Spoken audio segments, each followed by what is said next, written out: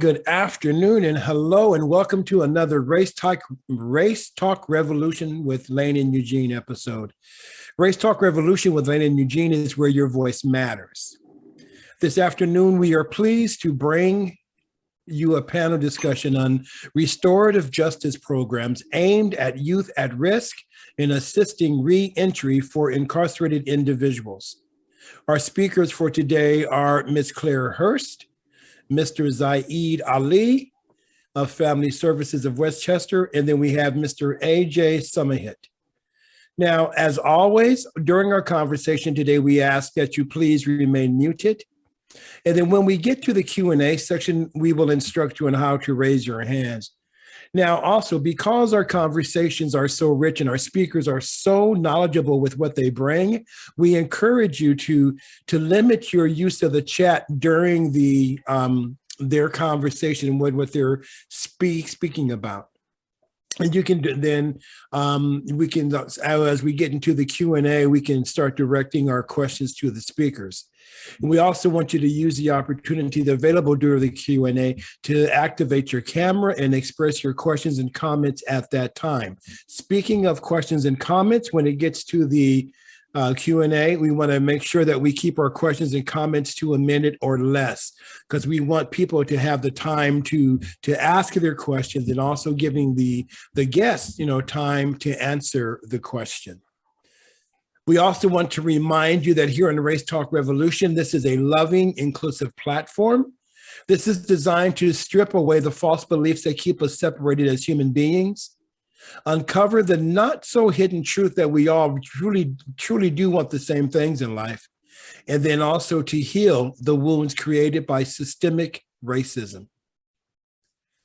Race Talk Revolution is a safe and brave space for people of all backgrounds to share ideas and opinions and explore the nuances of systemic racism, while together we are growing our capacity for effective anti-racist activism.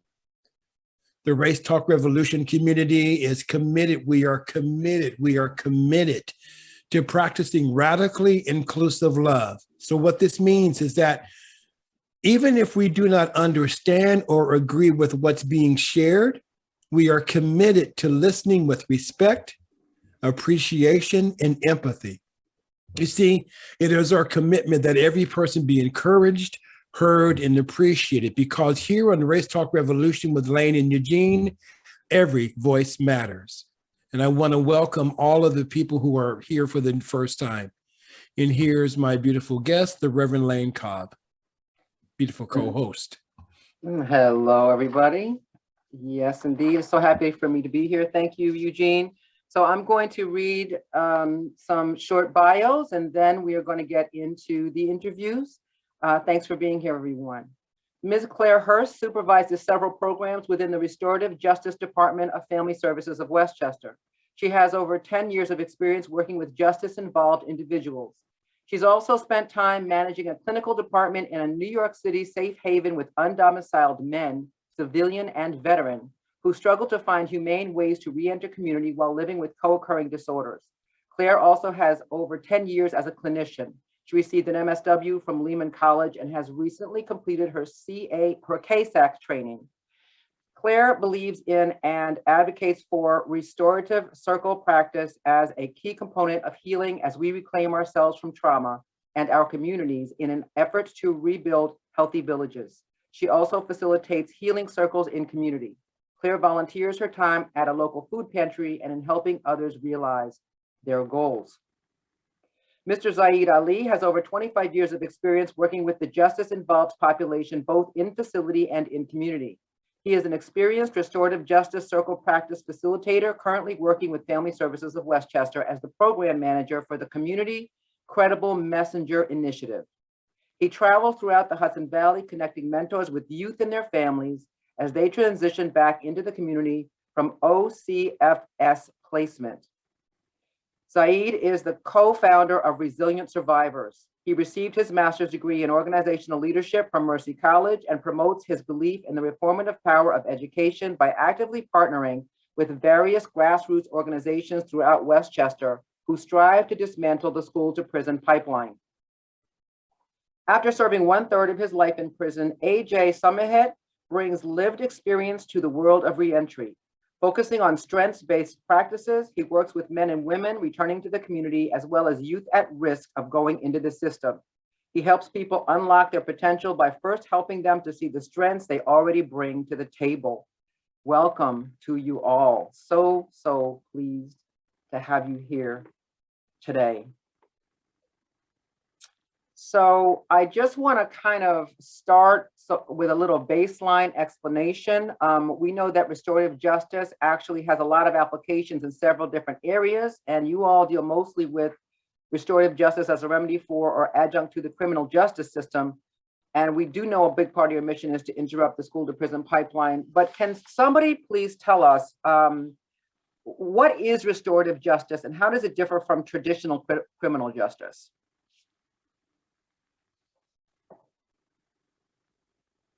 So so restorative justice for us is an alternative framework of thinking about wrongdoing.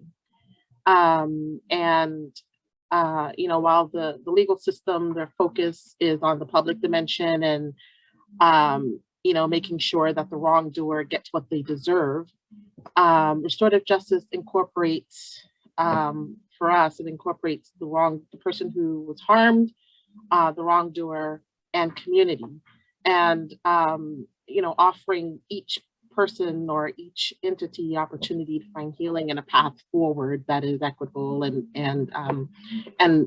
is about rebuilding, right? Rebuilding community in a healthy way, and also taking on board the historical context of how did we get here. Part of that is also offering people who have been you know, and who have done harm, a space where they can find healing and giving back. You know, AJ, in his introduction, spoke about, you know, his experience in the criminal justice system. And he's, I won't speak for him, but he's in a place where I've interacted with him, where he is an advocate in community, and working diligently to repair. And so restorative justice for us, you know, offers, you know, the victim ideally a place where they can tell their truth about the harm that they experienced. They can identify their own needs. They can ask questions to understand the why behind the harm that was done, and participate in the accountability for the wrongdoer, right? And then the second component is for the wrongdoer. They're offered an opportunity to explore personally, like why, like how did I get here, and in committing the act that I did, and being accountable for the harm that was caused, and then finding a path forward that leads to personal transformation. And for community, community participation in this process can only foster a healthier path forward for, you know, for the community, and giving each of those entities a space where they can participate in that process, I think can only be beneficial to the whole. I don't know if either of my counterparts want to jump in. Yeah, and I think for me, I think the biggest difference is that, you know, with restorative practices, there's an emphasis on healing, where with the criminal justice system, there's an emphasis on punishment. So we try to switch that paradigm because we want to bring about healing. A lot of times in the criminal justice system, the way it is today, you know, victims are often re-victimized as they go through the steps of the criminal justice system, and there's no healing. You know, they have victim services and things in place, but you know, they're just there, but they're not really doing anything of value to the victims. So this restorative practices, this healing is what's important to us. Not only healing for the victim, but healing for the community, because in most cases, the offender is coming back to that same community which he committed the offense. So if there's no healing taking place, then it pushes the wedge further in the divide of the community. So we're trying to solve that and bring about healing. And each person has voice in that, right? Absolutely. And also, I would say we have to understand also the ripples of victimization. So when people talk about victims, they often talk about the direct victim of the crime. But in those ripples of victimization, we also see that the direct victim also has family members who are impacted. The person committing the crime also has family members who are impacted. And then on the outside of that ripple, we also have how it affects the community. So when we're talking about healing, we're talking about healing on both sides and also healing the community. That is so huge. That's a huge difference, healing versus punishment. So let me ask, either any of you, right? Whoever wants to answer, or all of you can. What do you say to people who say that justice should be punitive and not restorative? Sorry, my immediate response to that, sorry, Zaid. My immediate response to that is when we look at the system that is in place and has been in place for historically, has it worked so far? And can we be bold enough to entertain an alternative? Not necessarily replace what we have, but can we, be open to alternative ways of dealing with harm and crime? Thank you. Yeah, and I like to look at it, from a wider frame, the community aspect. Like I'm from the old school where we believe it takes a village to raise a child. I believe like we're all an extended family.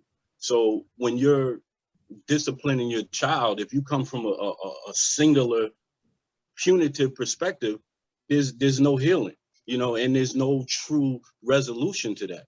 When you punish your child, you don't just punish, you explain what's going on, and you offer some healing, and that should transcend. If we're truly a family, a larger community of family, it should extend to all of us. And this is how we come together as a people, instead of all of these divides. It's easy to say punish, punish, punish if they're going to this community and we're never going to see them again. But when they have to come back to your community, it makes sense, if you think about it, to make sure that there's some healing, that there's some resolution, so everyone feels safe.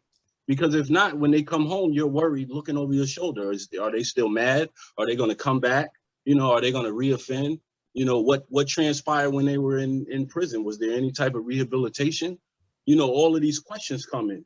But if there's, if we all sitting down at the table, then we can make sure that what's needed to bring about healing is brought. Yeah. And also, if you look at it, even on the cost side, prevention has always been more cheaper than trying to treat an illness, right? So if you have 10 guys on the corner selling drugs so that they can pay their bills or take care of their kids, or maybe they just like to, who knows? If you arrest 9 of them, 9 more are just going to come and do it, because the same issues are still in place. The same things that caused them to go out there to sell these drugs, because maybe there's no jobs, or maybe there are jobs, but they don't hire certain people, or maybe the jobs are too far to get to, so they can't afford to work. If we don't address the symptoms that actually cause the issues are still there. So you can punish somebody for doing something, but the next person's going to come and just replace them. And people are going to be more afraid of getting caught than doing what's right. So it doesn't become like a right or wrong or moral thing. It becomes more of, can I get away with it? And then once they come out of the system, now you see that it's much harder to get a job. So the system that we have in place is more focused on, the punishment, and it's really not working. Yeah. To AJ's point as well, in terms of the cost, I think it also impacts, we can also think about the cost to community. So if that person goes away for 15, 20 years, under the premise of being punished, what's happening? They're leaving a void. right? If we're not offering them a space for healing and personal transformation where they can understand, wow, I am part of this community and I can contribute, I can offer something to this community. We're taking men and women, right, mothers and fathers out of community. So how is that impacting the children who are left behind? And you know, and the ripple effect of that. So we know that, you know, the statistics of children who have parents who have been incarcerated, and the trajectory for them. And we think about when they're returning back to community. Now, you know, a lot of the time they are having to, at least in the very beginning, tap into social services. So there's another cost. It's just a, you know, it's a ripple effect. And it's cheap, you know, like he said, prevention is cheaper. And alternatives to incarceration is cheaper. Yeah. Interesting. Well, that's a good segue into the next question, which is, what is the work that you do? What are your programs? Who do you work with? And you know, what services do you provide? Tell us what you're doing and who you're doing it with and for. Okay, I guess I'll go first. Right now, I'm managing a program called the Community Credible Messenger Initiative. It's focused in the Hudson Valley, so it stretches a little further than just Westchester. We cover 4 regions: Mount Vernon, Poughkeepsie, Newburgh, and Yonkers. So, and for those of us who don't live in New York, he's talking about New York State. Yeah, Hudson so Valley, New York. Yeah, it's a wider region. You know, I mean, it's probably about 4 or 5 counties included in that Hudson Valley region. So what we do is we provide mentorship for youth and their families who've been affected by the justice system, who are in OCFS, is the Office of Children and Family Services. They have facilities like youth juvenile facilities. So what we do is we go in and we meet with the young people and we meet with the families. And prior to them being released, we walk with them and help them develop a plan so that they can have a successful transition back into the community. Understanding that a lot of times there's dysfunction in the home, and to make an effort to not negate some of the strides that the young people are making while they were away, we make an effort to offer services to the family as well. We offer a mentor, we call them parent partners for the family as well, so that we're basically providing services to both. So to not only prepare the family for the homecoming of the young person, but also to address whatever needs they are, to, you know, usher them towards services. And one of our big components is that we don't try to recreate the wheel. What we do is we utilize the grassroots organizations that are in those communities, because we believe that people in the community, people closest to the problem, are closest to the answer and the solution. So we utilize them, and we're called credible messengers because they have that credibility, because they come from the humble beginnings that the youth and the family do. So they can relate more than someone who hasn't experienced those same experiences. And it's been found that, you know, it's almost instantaneous credibility. You know, we're often told by some of the counselors and staff at the facility, wow, how were you able to get that out of this young man? You know, we've been working on him for months and you just met him, and in 20 minutes, he's telling you his life story. You know, he's really opening up. And this is the authenticity of what we do, you know, and it's important that the credibility that we have, that it transcends into the community. So we make sure that we do what we say. You know, we don't do lip profession. You know, we're there to walk beside them. We make ourselves available pretty much 24/7. If somebody calls one of our credible messengers at 2 o'clock in the morning and they're going through a crisis, you know, we mobilize, you know, because we understand that this is our family. we look at it as family. If you go back far enough, to Adam and Eve, we all come from the same beginnings. So we're technically all family, and if we don't lose sight of that, our approach to dealing with our young people in our communities is different, because we deal with family more endearing than we do with strangers. So I'll try to look at everybody as family. So in a nutshell, that's the short version of what we do. We do a lot more than that, but I don't want to hog up too much of the time. I'll pass it to one of my other panelists.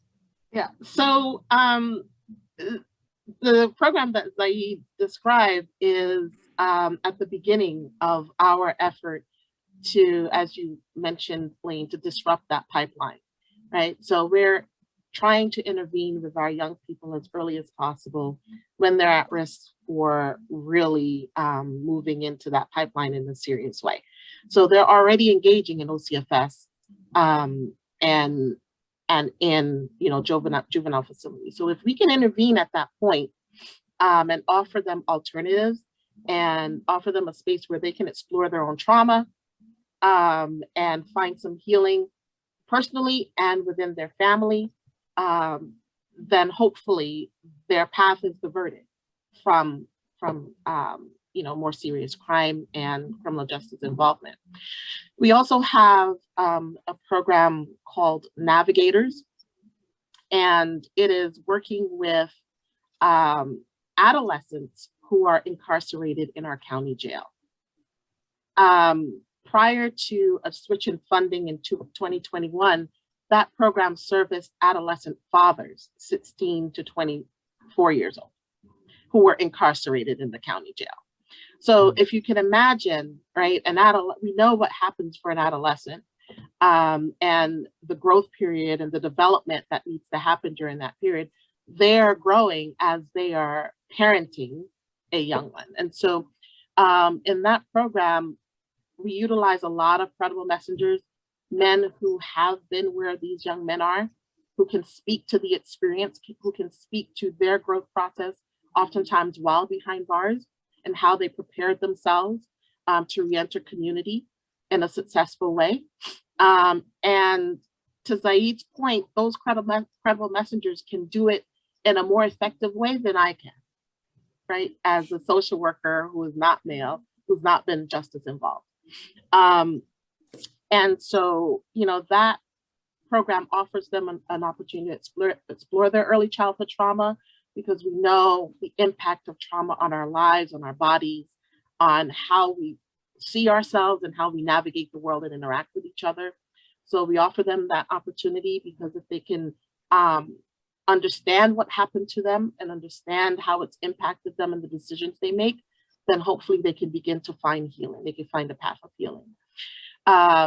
We also have a program that called Emerge, and that works with women and mothers who are also incarcerated in the county jail, 18 and above.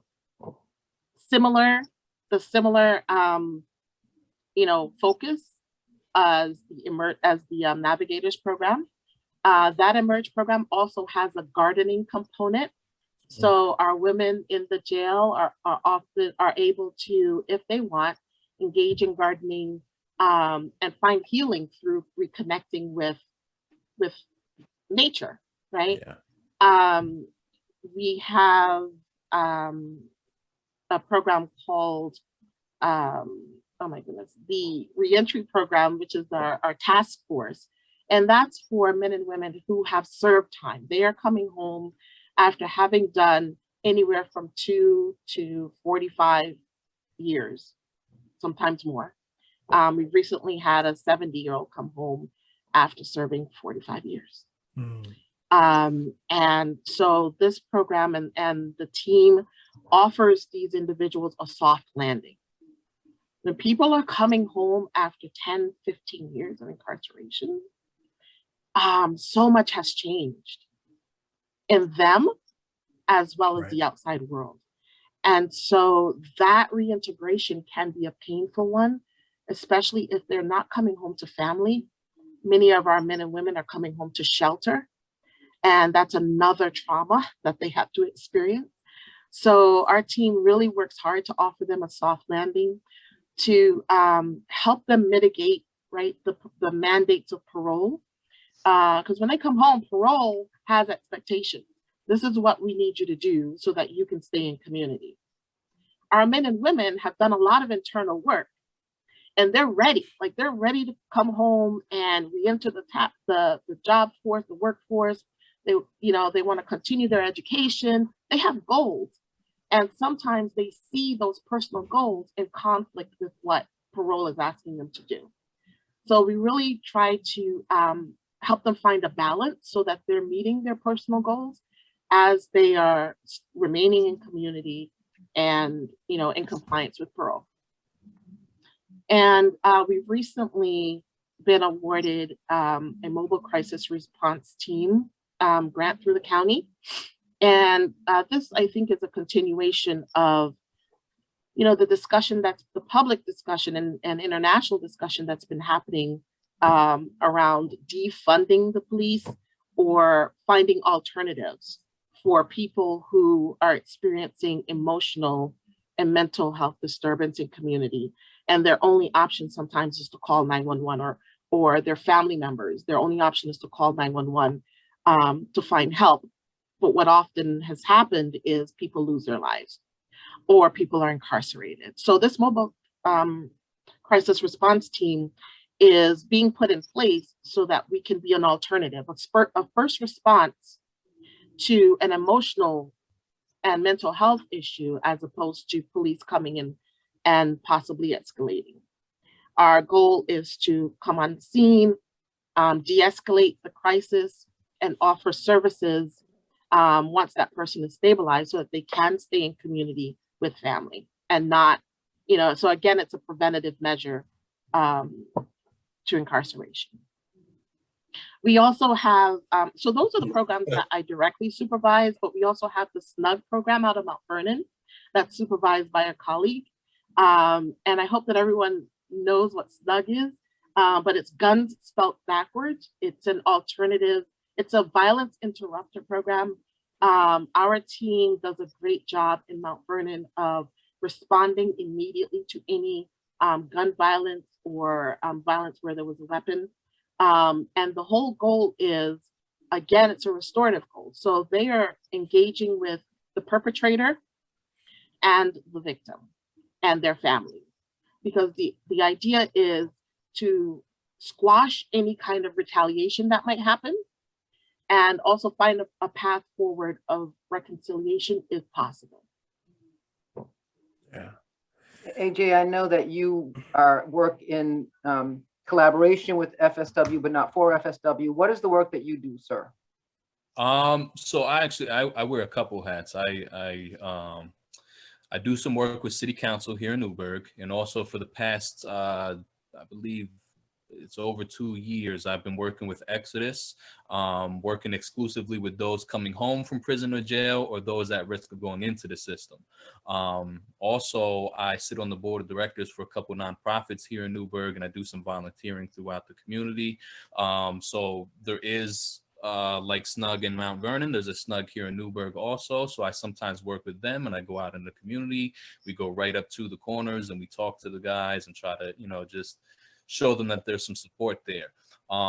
So what I do with the guys who are coming home, and I say guys because usually there's in New York, there's 60 something male prisons and only 3 female prisons. So proportionately, there's more men coming out. So in my average class, I'll have maybe a 9-to-1 ratio of males to females. Some classes I don't have any ladies in. So what I do is I facilitate an anger management class, which is a lot different from a lot of other anger management classes because I teach some of the benefits of anger and how anger has helped us survive, fight or flight, what triggers anger, how to use words to replace things. As for example, if somebody says you're angry, automatically you sound like a bad guy. But anger isn't an emotion. Anger is a response. Right. So I get people to really dig deep and to identify what's causing me to respond with anger. So once you figure out, okay, well, I'm afraid, or I'm anxious, or I'm frustrated. Once you start to change some of these words, the reception is a lot different. You can't be a bad guy if you tell somebody, hey, I'm afraid. But if I say I'm angry, automatically that person's defenses go up. So what I do is a lot different from a lot of other anger management programs. So I really try to dig, because there's a lot of male stigma also. So we're told from an early age to man up, to be the man of the house, or that's not manly, or a man does this, or a real man is this, right? So this all boils down to keeping everything inside. So now as adults, we're told that this is not healthy. So we have to unlearn a lot of these things. We have to dig deep. So it's really hard, especially in our communities, because that stigma is multiplied, right? It's kind of like living in the jungle. The strong survive. You have to be on top. You can't show any kind of weakness. So it's the same in prison. It's the same in jails. It's the same in group homes as a kid. So we have to really attack this. And part of it is getting people to identify first. And an example I use a lot of times is a car. If somebody tells me that my car is broken, it doesn't tell me how to fix it. But if they say that the brakes are bad or you need an oil change, okay, now I know how to fix it. So if you tell somebody that they're angry, it doesn't tell them how they can fix it. But if they're able to put words to it and say, okay, I'm frustrated, or I'm overwhelmed, or I'm hungry, or I'm tired, whatever it is, if you can put a name to it, now I can attack what's causing it, and I can fix that. Because we're always going to be angry. That's a part of who we are. It's a part of our survival instincts. It's fight or flight. Years ago, when it was just man in the woods, man with bears and tigers and stuff, if we weren't angry, we would have died. So we need this, but I try to teach them how it can be positive and how they can use it and how they can reword it so that they're not the bad guy. So that's what I do with my anger management class. I also teach a financial literacy class. I'm a certified financial coach. And I break it down to some really easy to understand terms and get people to see that financial literacy is a lot easier than we were led to believe. It's a skill that some of us have been using and didn't know that it was financial literacy. I facilitate that. I facilitate a re-entry workshop, which also includes strengths finding. So what I do is I try to find what's good in people. So I tell people all the time, if you focus on your negatives, it's going to be a waste of time, right? If you look at Michael Jordan, he's good at basketball. That's his natural gift. If he would have focused on baking, he wouldn't have had the same amount of time to focus on his basketball skills and get really good. So he would have been like a good basketball player, but not the best. And then he would have been average at baking, which doesn't help him.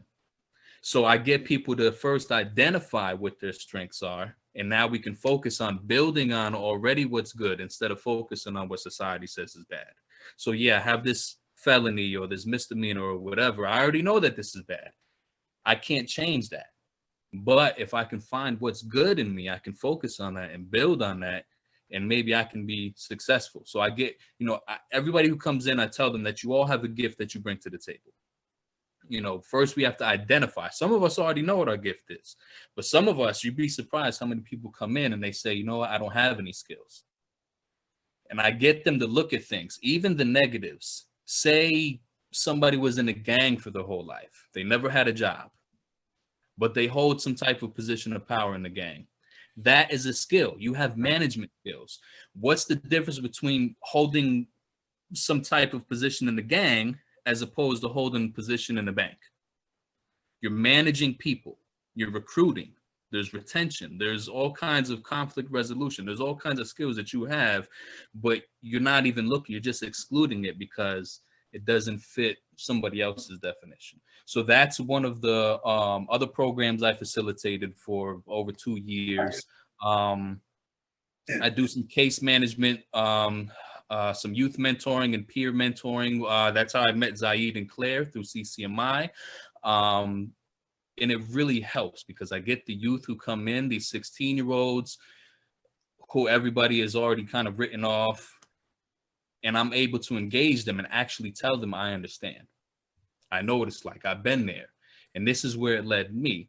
And also being able to tell them that, yeah, I went to prison and I was successful afterwards, but that doesn't happen for everybody, right? So don't think that you're going to go to prison and then you're going to come home and then you're going to be successful. There's a lot of work that goes into it. And there's also a lot of luck. The cards have to fall right. Some people have put in more work than me and the cards just didn't fall right for them. So I'm able to engage them because it's a lot easier. Yeah, I've accomplished a lot, but it's in spite of my criminal background. If you don't have that barrier, that's one less thing that you have to fight with. So you fill out a job application, you don't have to worry about the felony question. You just fill it out. There's one less step that you have to worry about. So that's So, probably And just so I just want to say one thing, right? You heard AJ, and I just want to say that we grabbed it. He is now an FSW employee Absolutely. because we couldn't let him go anyplace else. yeah. So he's now on the team. So AJ, thank you so much for sharing all of that. And what I want to ask is because you were incarcerated for some time. So did you have this type of support to help you with your re-entry? And either way, can you share a little bit about your re-entry experience? Actually, it was kind of the opposite. That's why I say, I got really lucky. The cards fell right for me. Everything happens for a reason, whether you believe in God or what your stance is, everything happens for a reason. Everybody we meet is for a reason. Every place that we go is for a reason. Whether you take advantage of it is a different story. Right. So I came home from prison. There weren't a lot of re-entry programs for me. There was one in my area that reached out to me while I was incarcerated. They kept in close contact with me. I got a letter almost every week. They're telling me all these programs I have to do. So this was my first felony. I didn't know anything about parole, what you have to do when you get out of prison. So I'm like, okay, they're going to take care of me. My daughter was born while I was in prison. So I spent my entire incarceration going back and forth to family court. That was my main concern. So when I was coming home, I was going to get custody of my daughter, but I had to have certain things in place. So I had family court, all that stuff. I had court dates already set up for when I got out. So I'm telling this organization that this is my main focus. This is what I need help with. So they're like, yeah, we'll give you a ride back and forth to court. We'll help you find a job. We'll help you find an apartment, this, and this. But when I got out, it was a different story. So they made all of these promises and all of the promises fell through. I remember one time they took me, I had court like, I think it was 10 o'clock in the morning. They took me and my daughter out to court. So the family court in my area is actually like a city over. So it's the family court for the entire county. So they took us to court, dropped us off, and then told us that they couldn't bring us home. So I'm there, just got out of prison, no money, no car, no way to get home, me and my daughter. I didn't get home until almost midnight. My parole officer came and picked me up in a cop car because I was out past my curfew. And I explained to her what had happened. The organization was promising me they'll bring me home, and then they stranded us. So she understood. She didn't violate me and send me back to jail. She brought me and my daughter home in a cop car. It was almost midnight. So from there, that kind of really burned me, dealing with organizations and agencies and stuff like that, because time and time again, I keep getting, these promises that don't get fulfilled. So I started working, just took any kind of job. I'm telling myself, I'm just going to be here for a short time until I find something better. And I ended up getting stuck there. So I ended up getting hurt. While I was hurt, I was out on workers' compensation. And that's when Exodus gave me a call. And they told me about a human services training. So I'm like, human services? I don't know nothing about human services. All I did my whole life was sell drugs, rob people. I was a mechanic once. I worked in a warehouse. I don't know nothing about human services. But then once I took the training, I got to see that a lot of what I did in prison was human services work. And they showed me how to use those experiences. And they told me that, listen, when you're in prison at time, it's still part of your life. So while I was in prison, I was the only member of the lifers committee without a life sentence. I became a paralegal in prison because, like I said, my daughter was born while I was in there. I facilitated, programs for HUP, which stands for Hispanics United for Progress, Pinpoint, PACT, all kinds of stuff, alternatives to violence. So when I learned how to incorporate this into my resume, it changed my life. So I learned that I actually have some skills inside of me. I'm more than just how many boxes I can pick up in an 8-hour shift. I'm more than, how long my body can be strong. So that really propelled change. And from there, my life did a complete 180 and I started really pursuing human services work. I started working actually, one of my first human services jobs was working at a homeless shelter that I lived in when I first got released from prison because I had nowhere to go. They sent me to a homeless shelter. So here I was, I think was maybe 3 years later, I was now working at the homeless shelter where I lived. And from there, I just kept, trying to take advantage of whatever trainings and stuff came my way, developed a lot of good relationships. So this is something that we learn in prison is how to network, right? If it's commissary day, I want to network with the guy who works in commissary so I don't have to wait in the long line. If I want to get my laundry done, I'm networking with the guy that works in laundry so that I can get my laundry done and my clothes don't come back, stained and stuff. So using these same skills in the community now, I started to see that I developed some strengths in prison. It wasn't just wasted time. And from there, I just kept building. And then I started to really see now, I was in a lot of rooms with caseworkers, social workers, probation and parole officers who on the surface didn't know that I had a felony. They're looking at me in a suit and you can't tell. Right. So I'm hearing the way they talk about people and how they just laugh, when they, cast people to the side, it's 5 o'clock, come back tomorrow, leave them waiting for no reason, and they just give them the runaround and don't really help. So it really showed me that it's important for us who have lived whatever traumatic experiences that we lived to actually do the work. So you have homeless shelters where nobody there has been homeless. You have substance abuse programs where people have never used substances. You have re-entry programs run by people who have never been to prison. So sure, the book says it's black and white. You just do these 3 steps and you're going to be successful. However, we know from living the life that it doesn't work like that. And it just really propelled me to get in there. Yeah. AJ, I was going to say, mentioned, sorry, Eugene. I just wanted to circle back to something AJ said, because it for me, it draws that connection to the work that Zaid does. And, he mentioned that inside he developed a lot of strength and skills. And for me, he's developing in skills that are already innate, like they're already there. Right. They're awake, they're being awakened. And so the work that Zaid does is intervening with our youth before they have to develop and explore and understand those skills 10 years behind bars, right? If they can understand and have that genius awaken within before they get behind bars, imagine how high they can soar in community. Yeah. Imagine their contribution, right? Yeah. What I was going to say is I see why you guys picked him up. Yeah. So, yeah.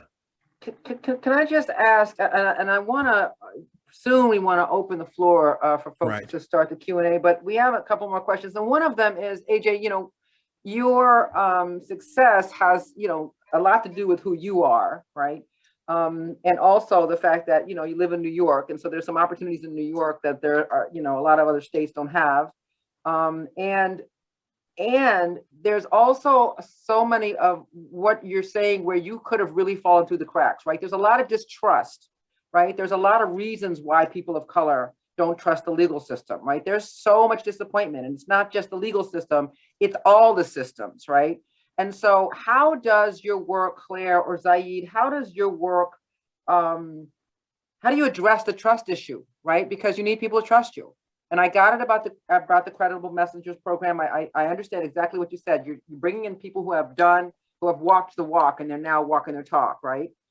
But there's a lot of community support that needs to happen in these programs. So how do you get people to trust you, and how do you engage people? What do you do? I think Hold the on a big second. Mhm. Let me go ahead and hear from. Let me go here. Zaid, you haven't said anything for a while. Yeah. I think the most important part of it is to be authentic. You know what I mean? You really have to do what you say. You know, there's a lot of lip professing, you know what I mean, as far as reentry and dealing with people who come to different agencies for help. And the unfortunate reality is that a lot of these larger organizations, their hands are tied as to what they can do, you know? So we make it an effort to try and plug some of those gaps, to go that extra mile and be available for them. But it's not something that happens overnight. You have to be consistent, you know what I mean? And your reputation means a lot. The relationships that we build means a lot. And we're able to get to where we are based on relationships. And if we encounter somebody who doesn't really know us, you know, and we're trying to develop that relationship, we find out who they know that knows us already, that could stamp us like, yo, they're valid. You know what I mean? Deal with them. You know, especially inside the facilities, inside of the prisons, you know what I mean? Our reputation precedes us because we actually care, and we show it in our action. It's not just lip perfection. We go that extra mile. It's you know, we do things out of our own pocket, out of our own time. You know what I mean? Most of the work that we do, the valuable work that we do, that the one that yields the most positive results is the work that we do after hours. You know, when we're going into the community, when we're available for people when they need us. You know what I mean? We're not like, I know AJ may mention several of these institutions who, oh, it's 5 o'clock. Call me tomorrow. I don't care how long you've been waiting. I don't care where you're going, but I don't have nowhere to stay. I'll help you tomorrow. What they gonna do tonight? You know what I mean? We're not that insensitive. We understand the plight of our people because we don't look at them as clients. You know what I mean? They're a part of our community. You know what I mean? And that's part of the first step. And we need our community and our supporters to buy in as well. Because if we can't change that, and it's incremental change, you know, it's not going to happen overnight. You know what I mean? Because there's deep-rooted biases in our communities, in our systems that take time to change. You know, but we just have to be consistent. You know, and that's part of bringing about that change. Yeah, Zaid mentioned early on the whole concept of family, and another big pillar for us is rebuilding that village, right? It's when we were growing up, we grew up in a place where the village cared for us. It wasn't just the village was our extended family, and so that's the idea that we bring to the work.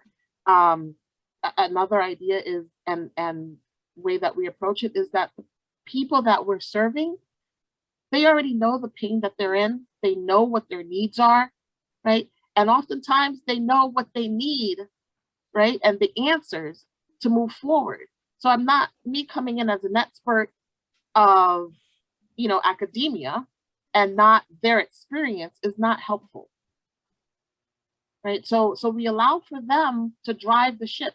We walk beside them as they, you know, move towards healing.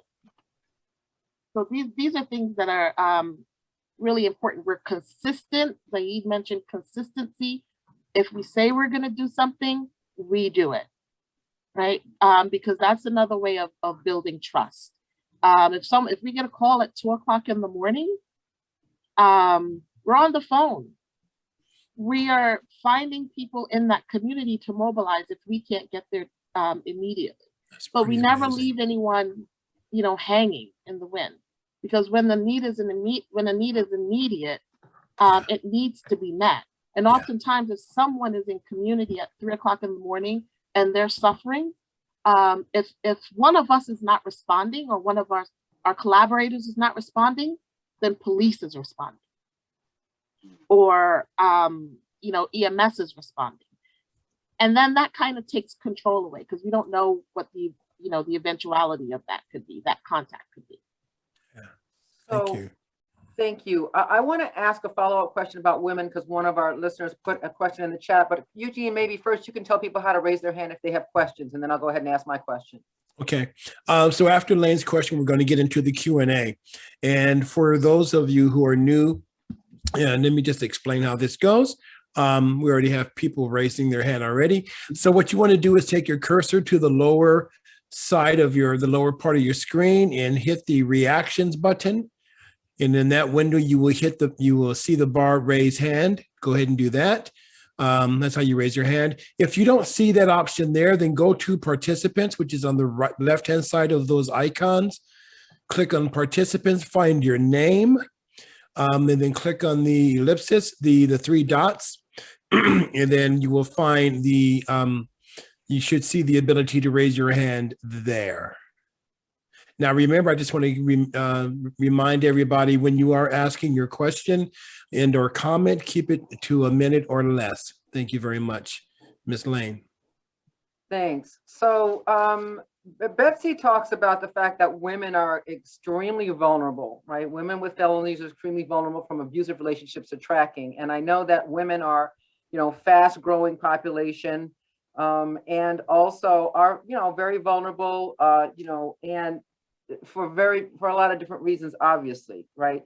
So I know that you have specific programs for women, right? AJ was talking about, there's more prisons for men than women in New York, but I know you have specific programs for women that have to use a different approach. So I don't know if you have gender responsive programs or what.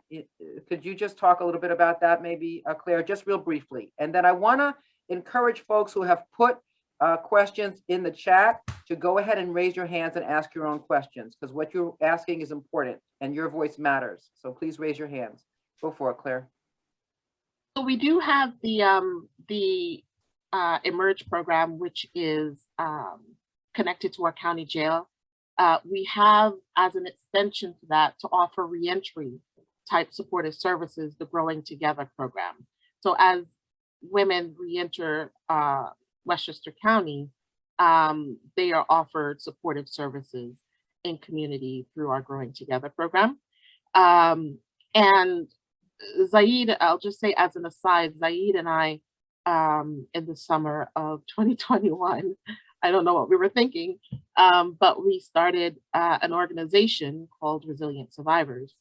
And one of the things that we're beginning to do is we are collaborating with a young lady who came home maybe 3 years ago and had that struggle of, where am I gonna go? Right? And her option was the shelter in Valhalla. And so that just created for her this drive to create a space, a community house where women can come home out of incarceration, especially if they have children. And that space will offer them an opportunity to reenter community and begin to, reenter the lives of their children in a meaningful and more involved way. So we're working on that right now. There's also Our Children, which is, in Westchester County.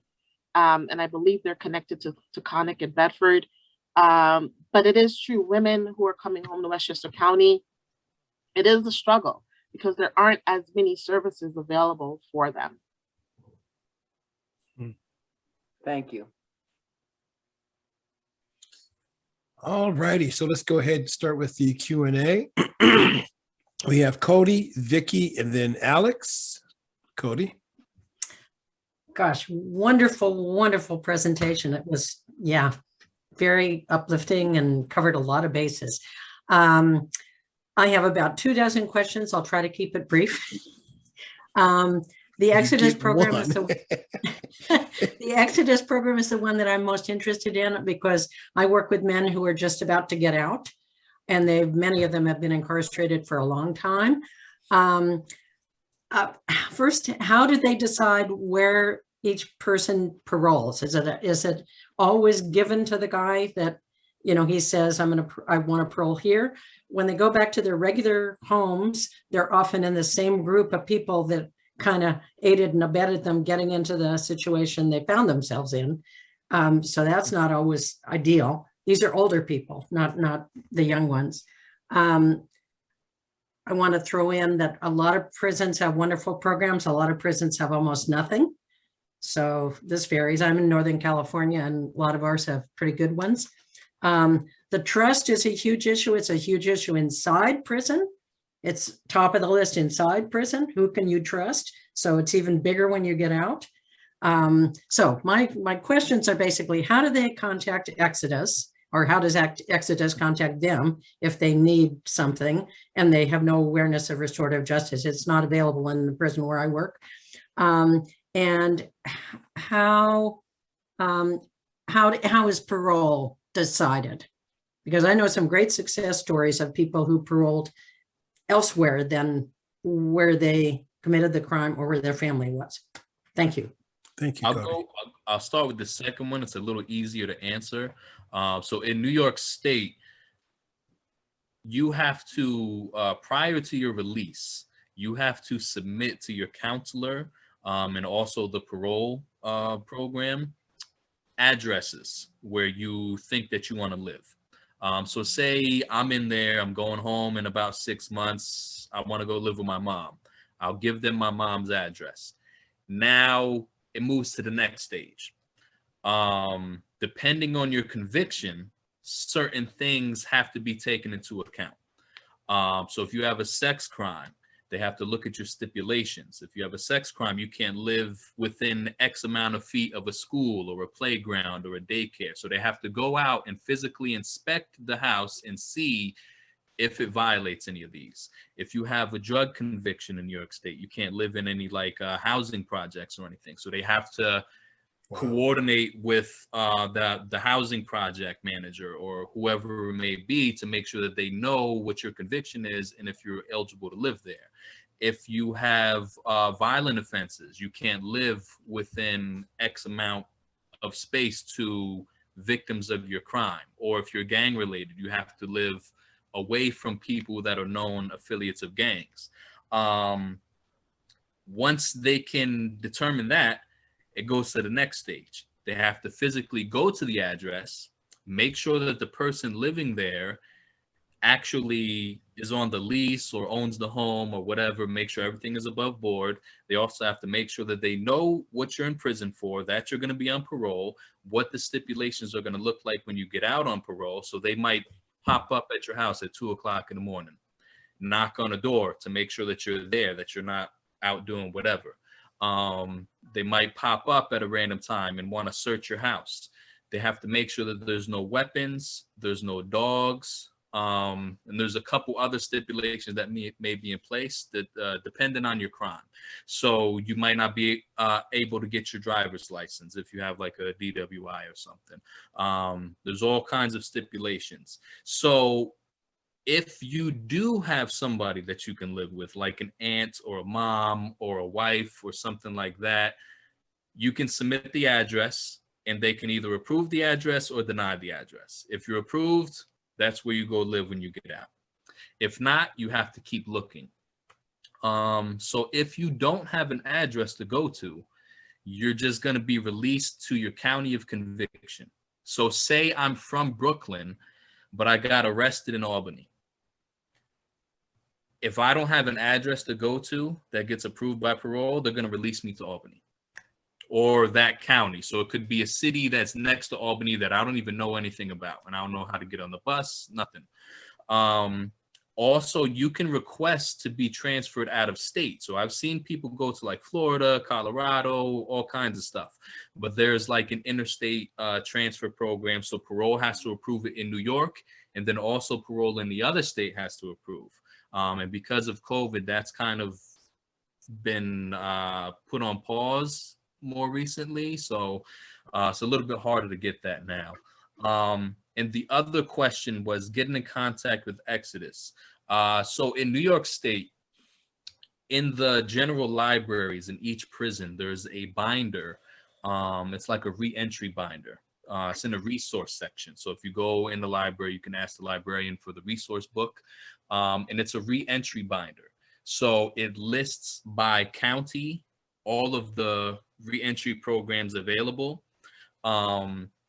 So there's Exodus, there's Osborne, there's maybe 6 others that I can think of off the top of my head. Some of them are more available in other cities than others. So it kind of depends. I know Exodus is in a few facilities, as well as Osborne, Fortune Society. They come in and they facilitate programs in some of the prisons, so you're able to connect with them. Other than that, there should be a resource binder in the library, and it lists, contact information. Usually the prisons will let you send these letters to them for free if you can say that like it's legal mail. It kind of varies from prison to prison, though. Yeah. One of the things if that I we can- also do with our reentry task force is we prepare for our men and women coming home via case conferencing. So every 2 weeks, Parole will send to us a list and a packet of men and women who are coming home to Westchester County. And what we do is we will have case conferencing by pulling in service providers. So mental health, substance abuse, anger management, domestic violence, housing, as many service providers as we possibly can. We get them around the table every 2 weeks. And we look at that person's history while they were inside. If they've done any vocational training, if they've done any work, what was what was their charge and conviction? What are their parole mandates? And then we try to create a plan for them so that when they come home, there's something that we can start with when we initially engage with them around, you're coming home, you've met with parole. We are here as a support system for you as you're trying to navigate these new waters. Yeah, I just wanted to add on to something that AJ was saying about the people getting released. I mean, that's the best case scenario, the way that he outlined it. But the reality in a lot of cases is it doesn't even play out that way. Most of the people who are incarcerated, they reach out to family, yeah, you can stay here, but when parole reaches out to the family, they're like, nah, don't bring him here. I don't want him here. They don't want to deal with the issues because they don't realize that there's been some type of rehabilitation. They think they're thinking of that individual as the same person he was prior to him going to prison. So a lot of times it's rejected. So the parole officer, the parole department, they're not, in a lot of cases, are not making that extra step to look for other places. And some of them don't even go out to make their home visit. They would rather send these individuals to a shelter because it's easy for them. They don't have to go and do a home visit because they already know what the shelter is. The shelter is an extension of them. Everyone that works at the shelter they're gonna report back to the parole officer everything you do, your curfew. They're gonna make sure. So it would benefit the parole officer in terms of their supervision to send you to the shelter as opposed to sending you home where it's not that great of supervision. And it's a sad reality. And one of the things that we're big on is plugging these gaps. And that's a gap. And that's a problem because it's like you're setting people up for failure, especially if someone was struggling with substance abuse prior to them going to prison and they come home. A lot of these shelters are basically shooting galleries. They're like crack houses, so, and a lot of them are re-triggered. It's like they're setting them up to reoffend, and it's a big problem that we need to address. And it's things that people don't want to talk about. They think, oh, well, they're handling it. This is the parole has it. They're doing their job. But in many instances, they're not. And this is a part of when we need to stand up and speak when it comes time to legislators and voting for people and whatnot. We need to make sure that we're present and that our voices is heard and that these issues or elaborated because they go under the rug too often. Yeah. And who suffers from it? We as a community suffer Right. from that because they're coming home one way or another. So why Right. not put them in the best position to succeed? Why send them out there setting them up to fail? Because God forbid is one of our family members who they reoffend with. You know what I mean? And, Yeah. and if we look at it from this perspective, you know, maybe we'll be more inclined to be more involved in helping them heal. Thank you, Zaid. I've heard multiple times that shelter is like being back in prison. And for me, I was like, oh, wow, I get that. But then I really got it when one person was able to describe it specifically. The beds are the same. The lockers are the same. So the setup is the same. And so that like rang true, like it solidified in my mind. Now I get it. Now I understand why it's so difficult to begin your path forward if you're out, but you're not. Right. You're back in the same setting. And then, to Zaid's point about Claire, real fast, because we have some folks that have questions and we only have a certain, and I love everybody's passion. I really do. You guys are doing some really good work. Thank you so very much. We have, so please forgive me. We have Vicky, Alex, and then Tyrone. Okay, so Zaid maybe read my mind a little bit on this one, but the three of you obviously have some deep compassion and skills that you've developed to work with marginalized populations. My question is, okay, so when you're seeing success with populations that other people have not even tried to succeed with or can't imagine, and he gave the example, I think, with homes and things. Have you had to deal with the people that are like crabs in the bucket? When somebody does really well, the others want to pull you down. It happens a lot in education. So I don't know if you have to deal with that or if you have suggestions for when that comes up for us as advocates for this population. When we do well with them, how do we handle the people that don't want to see you do well with them? Well, one thing I would say is when it comes to people that are coming home from prisons or jails or, struggling with substance abuse, people are always waiting for the other shoe to drop. So it doesn't matter how much good you do. If you mess up even a little bit, they're going to say, aha, I knew it, because that's what they're waiting for. I do my best to just kind of ignore them. And just remember also that success looks different for everybody. So I get people who come in and their crime could be the same. Their release date could be the same, but their support system is different. Or maybe somebody comes in and they don't have kids and the next guy comes in and he has kids. So their goals are different. So what I do is I get them to self-identify their goals. I don't have this book that says this is what success is. You have to do this step, that step, and this step, and you're good. Because it may work for 50% of people, but that still means that 50% of people are falling through the crack. So I get them to self-identify their goals, and that's what success is. So maybe they're just not ready to get a job. I get it. I know how overwhelming it can be. When you come home, you have to deal with parole. You have to set up your insurance. You're looking for a job. You're trying to figure out where to live. You're trying to reconnect with family.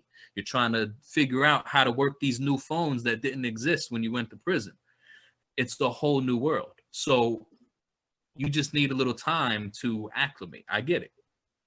So maybe the goal is family related. Maybe the goal is employment related. Maybe the goal is just getting somewhere to live.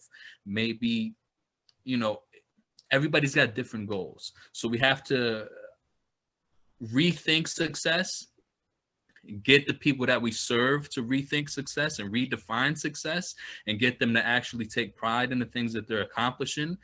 Because they might say, oh, that's something little, but it's something that you didn't have yesterday. And then also we have to try to see how we can get our colleagues or other people that work, in this world with us to understand that success looks different for everybody. Because right now is black and white. Everything is black and white. Yeah. Thank you. Yeah, I definitely agree with that. We need to change what the definition of success is. It need to be tailored to the individual. You know what I mean? Because what's success for one person may not seem success to another.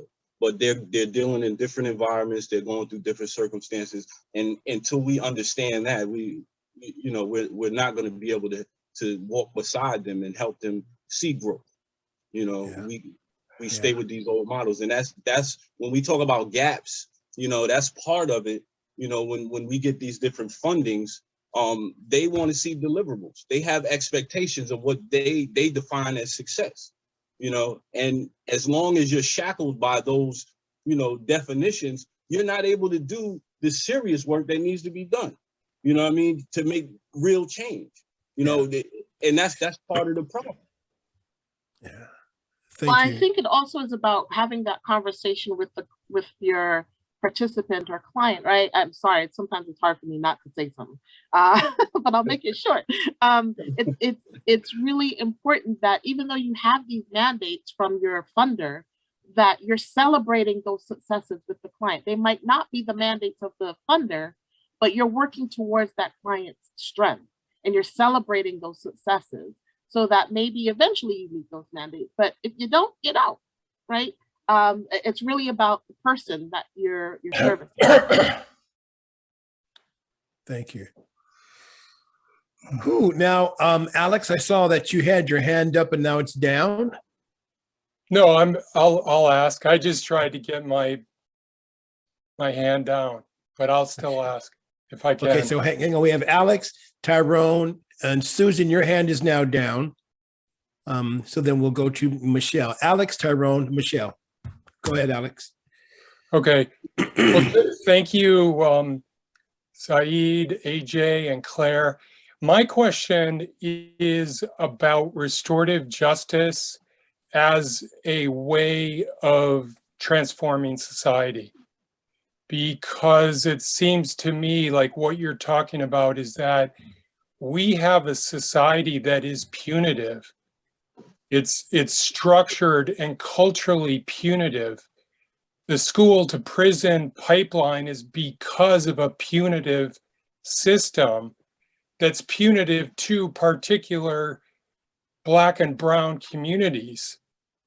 And, you know, and if you're white and you have capital, you don't get capital punishment and you don't get incarcerated. So I'm wondering about restorative justice as both rebuilding villages and reimagining society. So, Please, okay. go. Claire. Now she's going to ask. So, Alex, You are empowered, Claire. All right. yeah, thank you so much. Alex, I'm excited that you asked that question because I really believe, like, you know, I think back to New Zealand and you know, Tutu with the Truth and Reconciliation Commission. And I really think that if we could be brave enough and courageous enough in the US to have those kinds of conversations that talk about historical trauma, historical harm, and how did we get here? Because it's not just restorative justice in terms of Black and brown people who are committing a crime and, you know, in the community in which they live. That is an outcropping and a result of, you know, years of trauma that has taken place. And so, you know, as much legislation as we put in place, we can't legislate a person's heart and soul. And so having these kinds of conversations, being courageous enough to sit in safe spaces and circles, to have these conversations about how did we get here? How are some of us benefiting from the harms that have been put in place? I think then we can really find a meaningful and sustainable way forward. We are operating under a restorative justice umbrella, and it's kind of like a Band-Aid. You know, someone mentioned in the chat earlier, how can we get this wider? It's happening in pockets. But if we can do this in a systematic way, a holistic way, then maybe we can begin as a nation to really incorporate restorative practices in our thinking. And when we're able to do that, I'm sure Zaid and AJ are both awesome dads.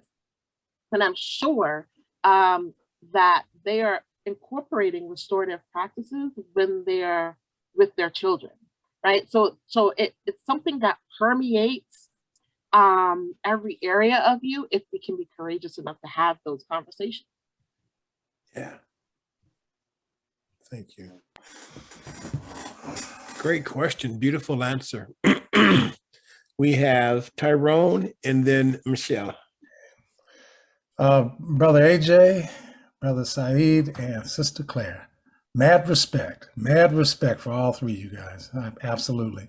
You really remind me of a quote that I wrote this morning that I read this morning by Angela, by Maya Angelou. She says, "There is no greater agony than bearing an untold story inside you."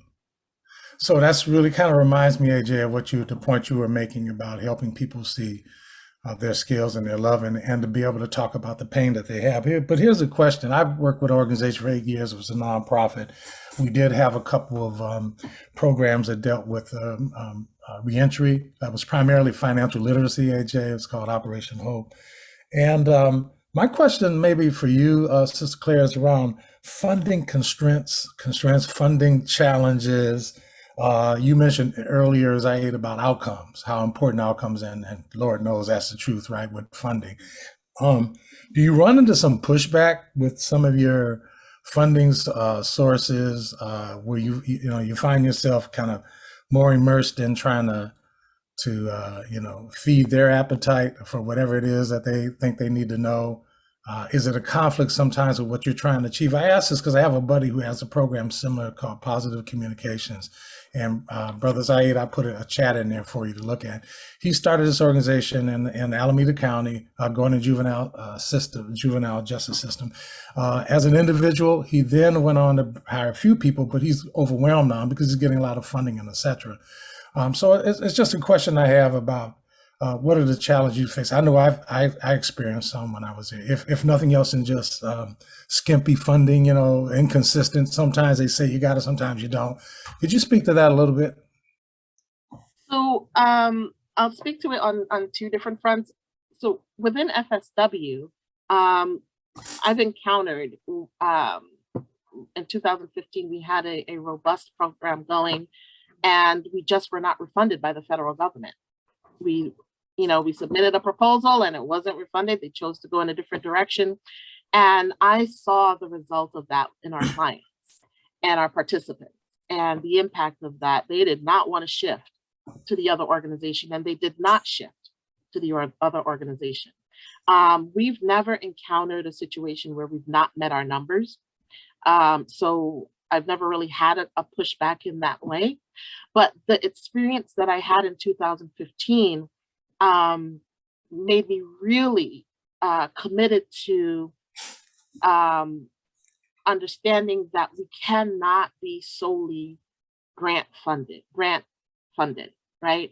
And so when Zaid and I started Resilient Survivors this past summer, we went into it, and he believes it as well, that in order for us to navigate and move in the way that we want to with the people that we're serving and in the communities that we're serving, we need to be to bring in revenue. And so things like social enterprise is part of our conversation. How do we bring in revenue so that we are not, we have the ability to be independent and think in terms of what do our people really need, and move in that way and not feel like we're beholden to a funder. If that money goes away, thank you for allowing us to do the work, but we still have some reserves that allows us to continue the work in a meaningful way for the people that we're serving. So we've just gotten off the ground. Maybe if we circle back, Tyrone, in a year or so, we might feel our struggle might be a little bit different because we might be feeling the impact. But that's the premise that we're going in on, is funding is great, but oftentimes the people who are writing the RFPs aren't engaged. They're not on the front line. Right. So they have this great idea on what could happen, but when you get down to the grassroots and boots on the ground, the implementation and the practicality, it's just not there. And then you have to have this conversation of how can we shift? Are they even willing to shift? Or do we have to operate in these confines of what the RFP is? So to be able to avoid some of that and mitigate that, we think, putting ourselves in situations where we can bring in revenue, whether it's through our skills, and empowering our participants, right? Because social enterprise is also about empowering our participants as they self-discover their skills. How can they make that marketable? Because a lot of our people returning home, there's still a lot of stigma out there, and it's very difficult for them to re-enter the workforce. And some of them don't want to re-enter the workforce as it is. They want to write their own, path forward. And so how can they do that in a way as entrepreneurs that allows them to, generate their own revenue and income? Nobody cares how much you know until they know how much you care. Well said. Thank you. So we're going to have Michelle be the last question because we are coming to that time. Ms. Brown, you're on mute. Michelle, are you there? We're going to need to wrap it up.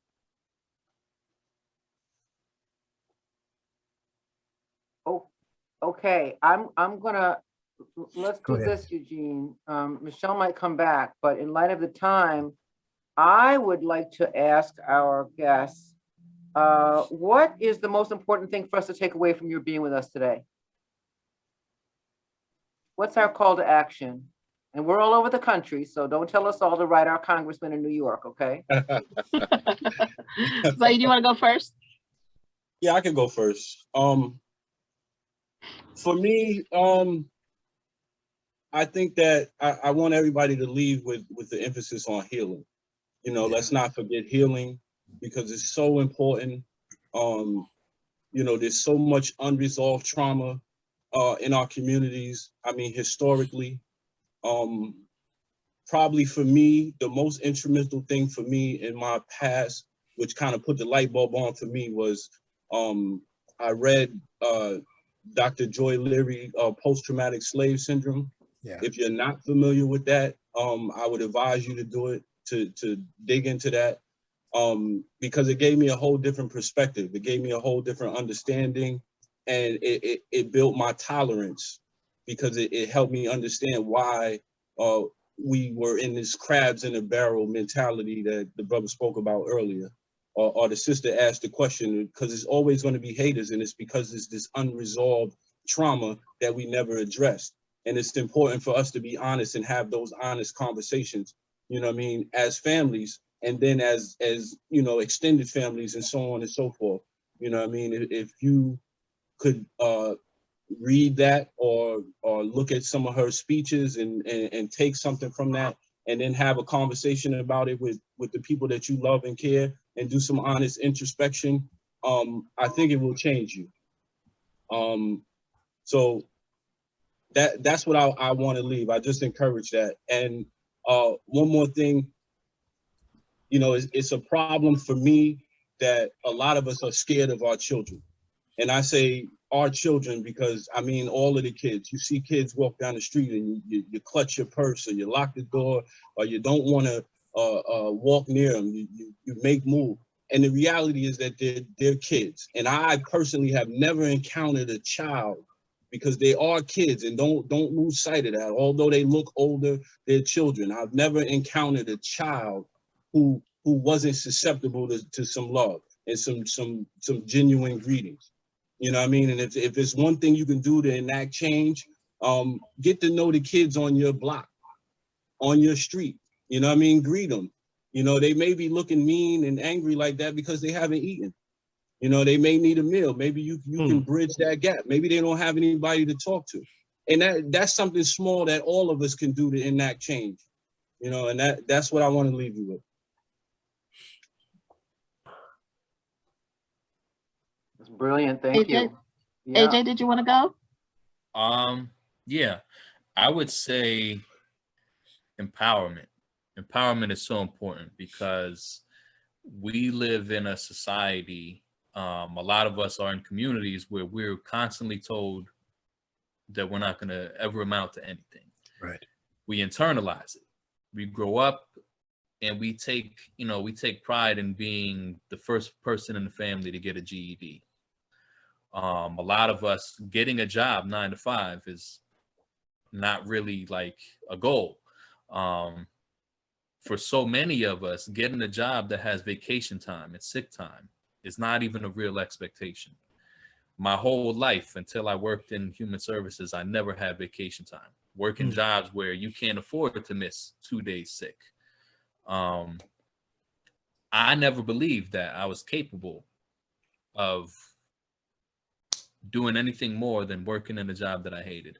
So empowerment is so important. That I think is the most fulfilling part of my job, is when you have somebody come to you and you're working with them and you see the light in their eyes when they start to believe in themselves. Just try to remember that everybody has something that they bring to the table. Yeah. Everybody has a skill and a gift that they're born with. But how do we get them to realize it? And I would add to, so I just want to say I am so blessed to be working with these two wonderful gentlemen. And I am grateful for that every day. But I'll also add that, there was a quote that I saw: being Black in America has caused Black people to operate with a level of racial trauma. Trauma is a haunting pain, like a ghost who has taken up residence in a specific area of a house. The weight of race can be debilitating and antagonizing as you operate in a world that sees the color of your skin as a factor in how you're perceived. And I say that to say, when we're in spaces, if we are courageous enough, whether we're people of color or not, to ask the questions, right? To be that dissenting voice, to help people, at least provide a space where people can think beyond Western thinking, beyond this punitive lens, beyond this power dynamic. If we can think in terms of humanity and human and family and restorative and transformation, and ask those kinds of questions and have those conversations, that can also, I think, participate in bringing healing on a wider scale. Thank you so very much. Lane? Wow, you guys. So moving, right? All of what you guys said for the takeaway, so moving, and your passion is absolutely contagious. Thank you so much for the work you do. Thank you for taking time to be with us today. Please stick around for a moment. I have to tell everybody what's coming up next week. So thank you all for being with us. Please join us next week when we will welcome back Mr. Thaddeus Gamery of Diversity in Aquatics. You may remember that he was with us several weeks ago with award-winning director Kathleen Dean, talking about the racial healing work that they do through aquatics. And unfortunately, that video was lost, and many of you have been asking about it. So we decided to invite him to come back. And I wanted to remind you guys that there are still plenty of workshops for you to do in February and March. So please, we want you to do that. We want you to communicate with Equity Consulting Network or the Center for Safety and Change. I'm going to put this into the chat. And our workshop, What is Ours to Do? Creating Safe Spaces to Grow Beyond Racism. Our next workshop is March 19th. And if you're interested in that, please go ahead and email us at info@racetalkrevolution.com. You have that information in the chat. And I'm going to turn it over to Eugene for closing comments. Thank you again, everybody. Thank you, AJ, Claire, and Zaid.